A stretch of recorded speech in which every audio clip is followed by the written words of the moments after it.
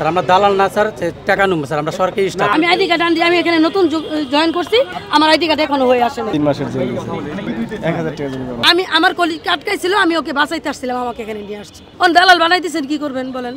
না, আমাকে দালাল বানাই নেই, আমাকে আমি বলছি, আমি পরিচয় দিছি, আমাকে বলছে ঠিক আছে ওকে। আপনারা যাদের ছবি তুলতেছেন সবাই কিন্তু এখানে দালাল হয়ে আসে নাই, সেটা আপনাদেরকে জানতে হবে। যেখানে দালালকে, ভালো মানুষকে আর চুরকে বাটপারকে সেটা আপনি জানবেন না। আমাদের কাজ হইলো ডাক্তার ভিজিট করা, ওষুধ খাওয়া হয়। ডাক্তারদের কি ওষুধ খাওয়ায়?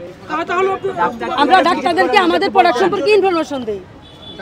হ্যাঁ, ডাক্তারদের প্রোডাক্ট সম্পর্কে ইনফরমেশন দিই। আমি আইডি কার্ড আনছি, আমি এখানে নতুন জয়েন করছি, আমার আইডি কার্ড এখনো হয়ে আসে না। এখানে আমি স্টাফ একা ওয়ার্ডের মধ্যে স্যার। আমার দুইটা পর্যন্ত কাজ স্যার, রোগীর সেবা স্যার, 2টা পর্যন্ত সেবা দেওয়ার পরে 2টা পরে আমি চলে যাই বাসায়।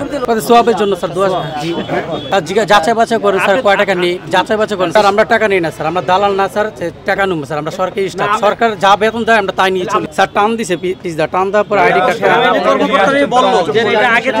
না না স্যার, এই যে এখন আবার আনাইলাম স্যার। আমি না ম্যাডাম যদি দেখতে চাই তো দেখেন স্যার, আমি স্টাফ স্যার, আমার একটা প্রমাণ স্যার। অবশ্যই আছে দালাল, দালাল থাকবে না। দালাল যারা দালাল তারা ঠিকই চলে গেছে স্যার, যারা ভালো তাদের স্যার ধরছে। কিছু দালাল আছে স্যার, আছে এর মধ্যে আছে 3 মাসের জেল 1000 টাকা জরিমানা। আমরা গ্রেপ্তারদেরকে বিভিন্ন ব্যস্ত রাখি, সেরকম আমরা ভিজিট করার পরে চলে যাই। আমাদের একটা ভিজিটের টাইম ছিল আগে সোমবার থেকে বৃহস্পতিবার, কিছুদিন আগে সেটাও বন্ধ করে দেওয়া হয়েছে। মেডিকেলের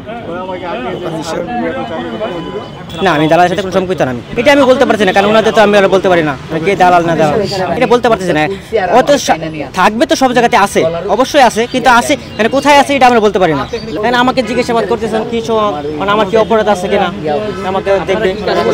আমরা কাউন্সিল, আমরা ক্লিনার, যখন আমাদের ফার্স্ট আউটডোরে আমাদের রুগী যখন দেখে ডাক্তাররা, দেখার পরে আমাদের ডাক্তাররা যে দাদু আমরা তো ডাক্তার রুগীদের বুঝাচ্ছি, উনি তো বুঝতেছে না, আরো অনেক রুগী থাকে।